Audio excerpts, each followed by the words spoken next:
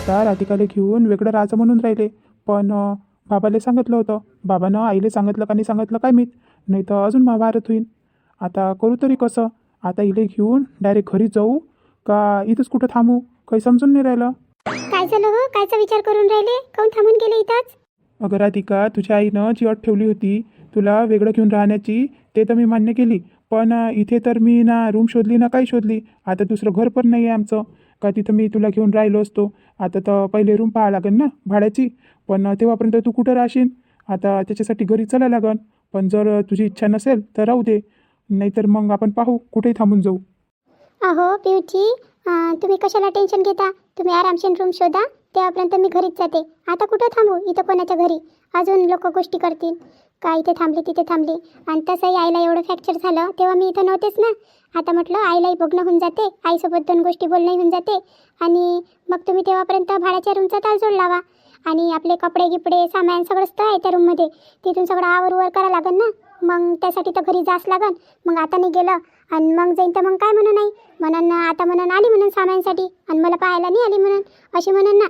बरं बरं राधिका, जसं तुला वाटते तसं कर. तेव्हापर्यंत मी भाड्याच्या रूमचा शोध लावतो. पण एक गोष्ट ध्यानात ठेव, आई जर काही बोलली ना तर वाईट नको मानून घेऊ. आता आईला तर वाईट लागणारच आहे ना. आपण वेगळं चाललो तर काही मनावर नको घेऊ तू त्यांच्या गोष्टी. बरं. अहो, मी आपल्या रूममध्ये जाते. जर का कोणी आलं तर अजून आल्या अजून वाद होऊन जाईल. नंतर मी आईशी भेटते. हां, बरं बरं, जशी तुझी इच्छा. हे सामान मी ठेवून देतो ना अंदर. सामान ठेवून देतो आणि मग काय आहे तर पाहू. आणि तेव्हापर्यंत तू आवर कर. अंदरचं सगळे कपडे गिपडे सगळं ठेव, बॅग गिग भरून ठेव. बरं बरं. दरवाजाचा आवाज तर आला, पण इथं तर कोणीच नाही दिसून राहिलं. असं वाटलं की पिंटाच आला की काय. राधिका, तू सगळं आवर कर. मी पाहतो तेव्हापर्यंत बाहेरचं. हे तर पिंट्याची आवाज वाटून राहिली. आणि कोणासोबत बोलून राहिला ह्या? राधिकाला आणलं वाटते, तिच्यासोबत बोलून राहिला असं. पण कायचा ताळजोड लावून राहिला म्हणून राहिला ह्या? काय पाहतो म्हणते? आई, केव्हा आला पिंट्या तू? सांगितलंही नाही. आल्या वेळ झाली का आले? राधिका आली काय सोबत? हो आई, राधिका आली ना सोबत. का रे पिंट्या, त्या बाबांना जे सांगितलं ते बरोबर आहे काय? खरं आहे काय ते? तू राधिकाला घेऊन वेगळं राहिले चाललं काय? हो आई, ही गोष्ट खरी आहे. जे बाबांनी तुला सांगितली ते एकदम खरी आहे. पण पिंट्या, तुला माझा विचार नाही आला काय रे? हां, तुझ्या बाबाचा विचार, माझा विचार, कोणाचाच विचार नाही आला का तुझ्या मनात? आम्ही तुला एवढं लहानपणापासून एवढं मोठं केलं आणि मोठं झाल्यावर तू का तुझ्या बायकोला घेऊन वेगळं राहायला जाशील का? आई, आई मी काय करू तू सांग. तू सांग आई, आता मी काय करू. आता राधिकाची आई काही मानायलाच तयार नव्हती. त्यांनी माझ्यासमोर अट ठेवली, जर राधिका येईन म्हणे तर हे अट तुम्ही मान्य करा आणि तेव्हाच येईन म्हणे. तिला घेऊन वेगळं राहावं लागेल म्हणे. मग सांग मी काय करू. मी तर इकडूनही फसलो आणि तिकडूनही फसलो. आणि राधिकाशिवाय मी राहू नाही शकत आई, नाही राहू शकत. आणि तुमच्याशिवाय नाही राहू शकत. मी काय करू. दोघांच्या मधात मी चांगलं वाटून चालून राहिलो. माझी मजबुरी कोणीच नाही समजून राहिलं, कोणीच नाही. पण पिंट्या, तू विचार करायला लागत होता ना. हां, अशाने होते काय? त्यानं काही बोलले आणि तू मान्य करून घेतलं. आई, माझी एक गोष्ट तू ऐक. जर का तू रश्मीला तिच्या सासरी पाठवलं असतं ना तर ही वेळ आलीच नसती. आता रश्मीने एकीचे दोन लावून सगळ्यांना भडकवायचा प्रयत्न केला आणि माझ्या संसारातही आग लावून दिली. सांग मग आता काय करू मी. मी माझा संसार करू की नाही करू सांग आता तू.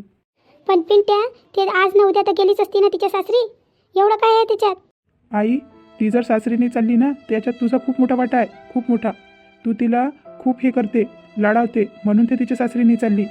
आणि तिचंही नवरा काही एवढा वाईट नाही आणि तिच्या घरचे काही एवढे वाईट नाही. आता मी एवढं मारलं, एवढं हे केलं राधिकासोबत, तरी त्या लोकांनं पाठवलं ना राधिकाले मजसोबत. आणि तू पाय ना आई, त्या रश्मीला तू तिच्या सासरी जाऊच नाही देत, इथंच ठेवून घेते. आता ती पोरगी नाही ना, सून आहे ना कोणाच्या घरची. आता तुझी पोरगी तर ती नेहमीच राहणार. पण तिचंही घर आहे आता स्वतःचं, तिचाही नवरा आहे, तिचाही संसार आहे. आई, तिला पण करू दे आणि मला पण करू दे. आणि आता आता काय बोलू मी तुला. माझ्याजवळ काहीच शब्द नाही बोलायला. आता राधिका अंध्र आहे आणि ती तिचं सामान भरून राहिली. आता ते तिचं पूर्ण आवर करन आणि मी चाललो भाड्याची रूम पाहायसाठी. पिंट्या, हे कसं बोलायलास तू? कसं बोलून राहिला तू? आई, मी बरोबरच बोलून राहिलो. राधिकाची याच्यात काहीच चूक नव्हती. तिला विनाकारण एवढा त्रास सहन करायला लागला. पण आता राधिका तुला भेटायला येईन आणि तिच्यासोबत काही तू वाकडं तिकडं वागू नको, नाही तर अजून माझ्यावर पाळी येईन. सगळ्यांना माफी मागायची. आता तुमच्यामुळं जे काही झालं आणि भुगता आम्हाला लागून राहिलं अशी गोष्ट आहे. पण आई तू विचार कर. आई तू विचार कर, नाही तर अशानं अजून खूप मोठं वाटोळं होऊन जाईल. नाही, माझ्या चुकीमुळं माझं पूर्ण कुटुंब जसं विरखडून गेलं. मी काय करू आता? काय करू मी? एक एक करून सगळं कुटुंब माझं उद्ध्वस्त व्हायला लागलंय. आता एवढ्या मोठ्या घरात मी एकटी कशी राहू? आईले काय झालं? आई काहून अशी एवढी दुखी दिसून राहिली? काय झालं आईले? आई आई काय झालं? आतेबाई नमस्कार. सदा सौभाग्यवती भव. अरे राधिका वहिनी तर आली. आणि काल तर म्हणून राहिला होता पिंटा दादानं फोन लावला होता म्हणे बाबा का राधिका वहिनी आणि पिंटा दादा वेगळं राहीन म्हणे. मला तर लस टेन्शन आलं होतं. आता म्हटलं हे काही येत नाही, आता मलाच कामं करा लागन. पण हे तर आली, आता काही टेन्शन नाही आता मला. पण आईचा कोण चेहरा उतरला होता? आईनं तर खुश व्हायला पाहिजे. आता काही टेन्शनच नाही राहील. करते आता राधिका वहिनी. आता काय तोंड उतरवलं आईनं?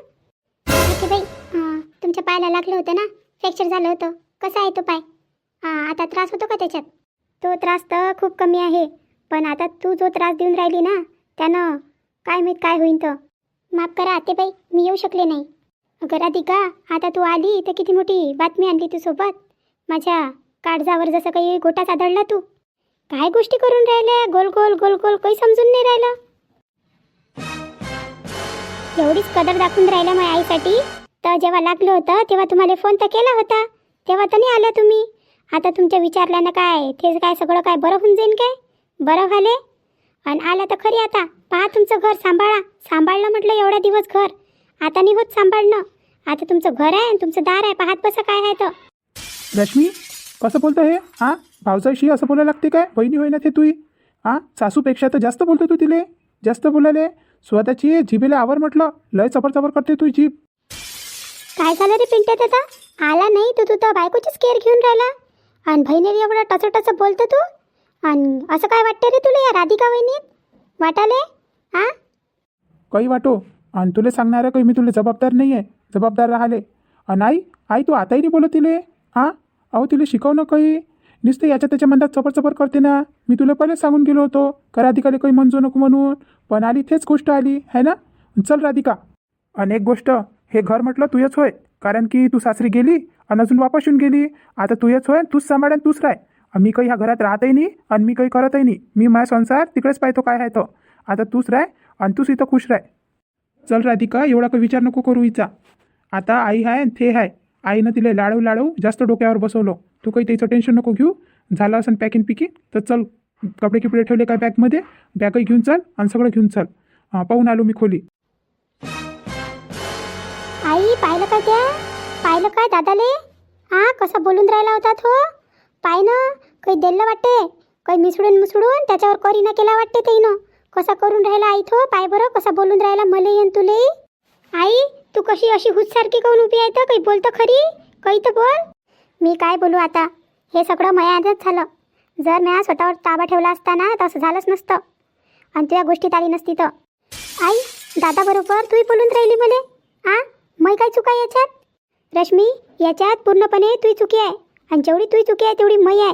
जर मी तुला ऐकलं नसतं ना तर आज हे वेळ आलीच नसती. वेळ आले. आता म्हटलं काय बोलू मी तुले. आता जाय, हे घर तुझे आहे आणि इथंच राह. आता तू सासरी तर जात नाही ना, तिथचे लोक काही चांगले नाही आहे. मग एवढं मोठं घर आहे आणि आता इथं जास्त लोकही नाही आहे. राह आता तू चांगली. आता कोणीच नाही म्हटलं तुला त्रास द्याले. आता ह्या घरले आपलं समज आणि राह इथंच. अम्माय करायला काय गेलो आणि झालं काय? आई मलाच बोलते, दादाही मलाच बोलते. आणि आता ह्या दादा तर चाललाय याच्या बायकोले घेऊन. आणि आता हे सगळं घर मी काम करेन या सगळ्या घरात. एवढं मोठं घर आणि मी एकटी. अरे बापरे, कसं करू आता? एवढं मोठं कसं करू मी? माझ्याकडून होते तरी काय? अरे देवा रे, मी तर लस बेकार फसली. बाबा तुम्ही आले काय? तुम्हाला माहिती आहे काय दादा वेगळे चालला ना राहिले राधिका वहिनीसोबत? काही म्हणा ना बाबा त्याले. अगं रश्मी, मी काय म्हणू? आणि जाऊ दे ना, चांगला आहे ना गेला तर. तशी त्याची बायकोले बदमाश आहे आणि तोही काही चांगला नाही. आणि आता तुला चांगलंच होऊन जाते, कोणी घरात नाही राहिलं तर. जास्त लोकांचे कामही नाही करावं लागत. एक जण अजून कमी होऊन जाते. पहिले राधिका झाली होती कमी, आता तुझ्या भाऊ कमी होऊन जाते. आता काही टेन्शन नको घेऊ तू. आता आपण तिघंच आहे आणि हे पूर्ण घर आहे. आता तुला सांभाळायला लागन बाई. काय करतो आता? तुला कोणी पाहिजे नव्हतं ना. आता त्या भडकू तू यायले सगळे लावून दिलं रस्ते. आणि आता काय आहे? आता मस्त राह तू. काही टेन्शन नको घेऊ. आणि त्याचं काय, त्याचं मी पाहतो. त्याला मी करून देतो, भाड्याची खोली गेली सगळं. आणि तू टेन्शन नको घेऊ, तू मस्त राह म्हटलं. मस्त राहिले. आणि आता तुला जास्त जणीचं करायला नाही लागत. आता ह्या घराले आपलं समज आणि ह्या घरच्या कामाले आपलं समज. सांगा मग मित्रांनो, बरं केलं ना मी? बरं म्हटलं ना आता रश्मीले? आता काय म्हणू मी सांगा? आता मया इथं मन दुखून राहिलं मग पोरकं घराच्या बाहेर चाललं तर, पण करू तरी काय? आता जर पोरीले जास्त हे केलं ना, जास्त तिची केअर घेतली तर पोरी अशा बिघडून जाते. म्हणून मायबापाला एक सल्ला आहे म्हटलं मया, पोरीची जास्त केअर नाही घ्याव. आणि केअर घेतली तर मग ते अशा पाय पसरतेत माहेरात, पाय पसरवाले. आणि आजच्या व्हिडिओत एवढंच. आता पुढचा व्हिडिओ आपण उद्या टाकू. तेव्हापर्यंत तुम्ही आमच्या चॅनलला सबस्क्राईब करा, लाईक करा, शेअर करा आणि एक मस्त कमेंट करा का आजचा व्हिडिओ तुम्हाला कसा वाटला. आता भेटू मग उद्या. धन्यवाद.